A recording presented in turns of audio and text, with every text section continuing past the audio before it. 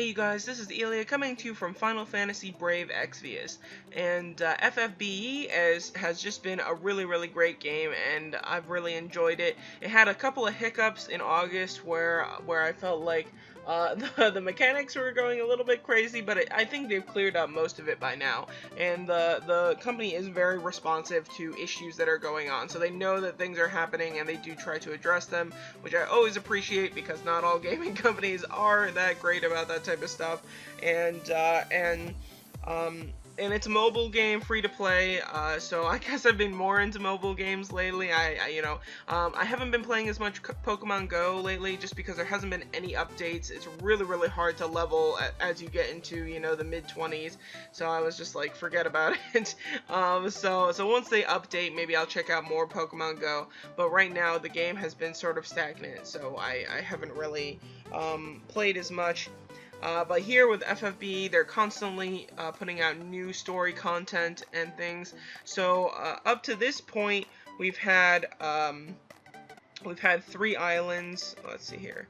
So we've had we start out in Grand Shelt, which is where Rain, the main character, very typical, recipe for success, Final Fantasy story. We have a blonde-haired, large sword-wielding main character, and he has a buddy named Laswell, and they're from Grand Shelt, and they meet they meet Fina in a on their airship, and she comes out of a crystal, and they eventually become friends.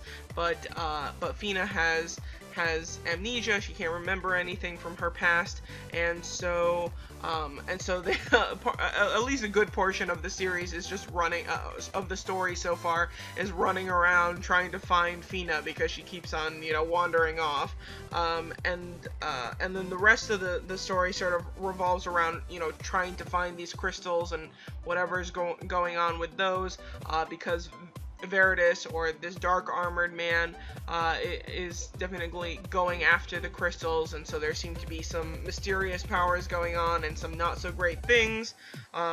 So a lot of that, dealing with Veritas was on Lanzelt, so the second island, and then the third island of Kolobos wasn't as the breadth of the story wasn't as big, but it more like added more mystery to things because there are zombies showing up and clearly, rising people from the dead and that type of thing. So that's sort of where the story's at. We're moving on to another island. So Kolobos was sort of a pit stop for where we really wanted to go after Lanzelt, and so we'll get into that story. I do want to play out the whole Dornado story for you, but I think in this video the first thing that I'm actually going to do with you guys is maybe just go over my units, and then I also want to do right now there's a new event for a new weapon that I really want to get. It's in Chamber of the Fallen, and it's a rebirth of Intangir or something like that. So we'll do that. Let me make sure that I'm all set up for it. I guess this is the group I'll go with. I just have to borrow a good buddy, but this is my main party, or at least my most powerful party at the moment. For sure I want to get X-Death, this guy, up to level 80, as well as Cloud of Darkness up to level 80. Cloud of Darkness will get a really awesome skill called Barrage, which is a skill that my Chizuru already has, and it's one of the most powerful, it's not the most powerful physical attack skill in the game, but the one other attack that is better is for a unit that isn't that great. Barrage is the most useful and powerful physical attack, and so Chizuru also has that right here. And my Chizuru is looking pretty good. I don't have the fancy rings that increase your attack by 10%, your attack and mag, and then but I will soon. I'm really close to having enough trophies to start making that. I'll get the recipe at 30 trophies, and then I have Tella, who's another great mage, so sort of like X-Death. They both do a lot of area damage. And then my healer is Lena, and she's awesome, and she also does a buff called Cheer, which will make my physical attacks a lot stronger. And then the units that I'm sort of working on leveling, this is a group that I use just for times when I'm trying to get a lot of XP. So I really want to get my Warrior of Light stronger. He's one of the best units in the game, really tanky, and uses a skill called Full Break, which reduces your opponent's damage by too much, probably. Is really OP. And then Artemios, which is another barrage unit. And so those are the guys I'm sort of working on. Roselia is a really nice healer, but I haven't, put a lot of effort into her. But I just got Warrior of Light to 4 stars, so he isn't very high level. Unfortunately, each time that you upgrade to a new star, the level goes all the way back down, and you have to get a lot more XP. So that's a work in progress. This is just a group of Zidanes that I have just to steal items and to hopefully build up his Trustmaster reward. And same for Miyuki, who also has a really good Trustmaster reward. You can get, let's see here. So she has an awesome katana, and then we have Zidane, who's a really good thief, but where are we here? But his Trustmaster reward is probably the best in the game, which is dual wield, and so you can hold multiple weapons. And so here are our main characters. I do have one party with them. I feel bad sort of not building up Fina, but she's sort of like not on my priority list of healers to build up. She's a healer unit. I feel sort of bad not building up one of the story units, so I will probably do that soon, but just working on some of the others first. And then we have Laswell, who I've maxed out, as well as Rain.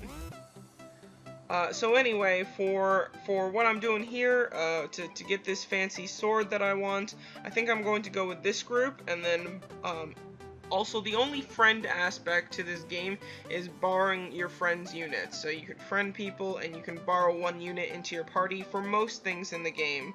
But otherwise, the nice part about it is any of the caching you do is more just for fun and for yourself because you want certain things or whatever, but in general there's no like caching to be the best. You're not competing against anybody else, you're just going through the story, and so it's very much so caching on your own terms. So yeah, so we'll go to Vortex Trials, and here we go. So hopefully, yes, okay, so this is the best unit I can borrow, is this guy Kamashi, and this is like a fix-all for this, but I heard Baldwin already did this, and he said that you basically have to kill it in the first 2 rounds, or else he deals some really nasty damage. So I'm gonna go ahead, I'm going to cheer, so boost attack and def, and use a barrage on my Chizuru, and barrage on this Chizuru also. Cloud of Darkness, I could put some defense up, so maybe we'll just do Armor Break, though he might have a resistance to it and it might not even work. And here, I'm not totally sure about the resistances. Let me see here. Maybe just use D-Protect. That is a skill that I get from my Esper. And not that I'm going to be able to use Espers in this fight. Then maybe Recall. Alright, let's go for it. So yeah, so Kamashi's Chizuru is so powerful. So that fixes that. So really no issues here. Kamashi's Chizuru also has dual wield, which I think is why it strikes so many more times than my Chizuru. So yeah. Alright, so I won pretty quickly. I think for most of the story, I'm going to try and avoid using Kamashi's Chizuru just because it's so OP and it, like, has zero challenge to it. So anytime I run into something really difficult, probably when I'm trying to fight the Espers, is when I'm going to use Kamashi's. But otherwise, I'm not going to do that. So I just got Enhancer, which is a really, really nice sword that I'm going to put onto my Warrior of Light. So, let's see here. Dark Crisp, so not much reward there as far as items go, but for sure want to check out this new piece of equipment. So I know I'm going to use it on Warrior of Light because my other units can't equip it, or at least my other units that I care about. So already Warrior of Light is using a trident, and I don't have a lot of units that can use tridents, but for sure, this is one of the best weapons that I have. So Murasame, which is a really good katana, is probably another good one, but Enhancer is even better. Has 82 attack and 23 mag, which is awesome. And so Warrior of Light is one of the few units that I can equip this type of sword on. Let's see here. I think Rain can also equip it, maybe. Rain currently has Cloud Sword on, Buster Sword. So yeah, so Rain can use the Enhancer. Probably Laswell as maybe. Laswell uses katanas, and yes, he can use this kind of sword as well. Okay. Oh yeah, so Laswell can use great swords. And let's see here. Well, I can take a peek at my other units as well. So I have some of them locked, but I don't think that makes a huge difference here. So I keep certain units because I want to build up their Trustmaster rewards a bit more, but otherwise, I just sort of combine them. Let's see here. So for sure, Cecile, who I have a few of, Cecile is going to end up a pretty good unit, but at least as of right now, she's pretty so-so. So for sure, Cecile could use that, yeah, can use that sword as well. Yeah, I think Furion is a decent unit, or actually a pretty good one, and can also use that Enhancer. So those are some of the units where they can use pretty much all the weapons. Some of them are incredibly limited, like okay, so Cloud of Darkness is ridiculous because she has resistance to literally everything. But aside from that, so the weapon choice for Cloud of Darkness is really limited. I want a weapon that deals attack, or gives attack and not mag. So my choices are pretty much just throwing weapons and maces, because I don't like any of these staff choices for her. So yeah, a little bit limited there, but you know, just try and make do.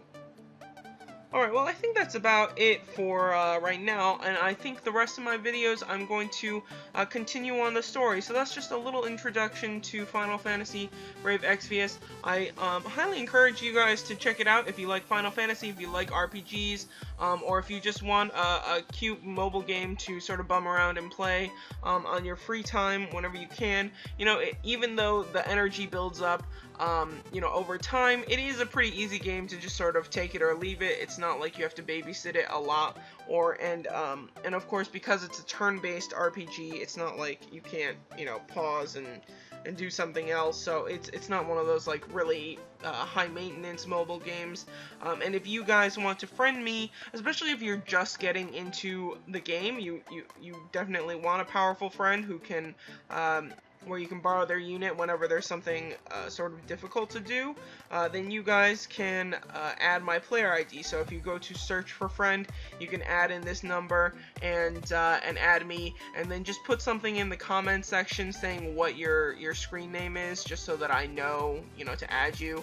But I don't mind opening up my friend space. You know, they try and get you to use Lapis as much as possible. So at the beginning of the game, you need to open up item space, you need to open up You don't need to open up friend space actually, but I'll do that for you guys, and just because I've been friended a bunch and I felt bad about deleting people, so I'm sure there's some sort of you know, marketing strategy there, or business strategy.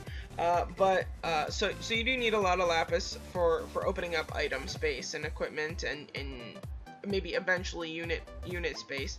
But you guys go ahead and add me, and I'll put all the information in the description as well, so if that's a little bit easier. But anyway, so that's about it, and my next videos will or at least my next videos for this game are going to be checking out the new island of Dornado. I'm looking forward to it. I've been really excited for seeing more of the story. So thanks for watching, you guys. Take care and have a very good day.